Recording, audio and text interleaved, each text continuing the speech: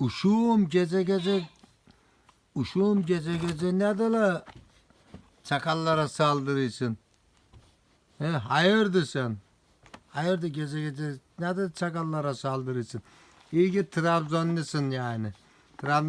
Trabzonlusun diye kabadayı mı sandın kendini? Çakallan kurtlan senin ne işin var? Orada köpekler var senin ne işin var çakallan kurtlan? Tamam Trabzonlusun herifsin tamam herifliğine lafım yok. Abi gece vakti sen ne işin var çakallan kurtlan? Yer sala senin kuyruğunu. Kuyruğunu yediyle ben şimdi kuyruk nereden bulacağım? Öyle heriflik yapma. Tamam Trabzonlusun bir şey demiyoruz. Ben de Trabzonluyum. Ama öyle heriflik yapma. Tamam mı kara bak. Ben senden daha uğraşamayırım. Harbi uğraşamayırım. Bırakacağım seni. Harbi gidip bir dağ başına bırakacağım.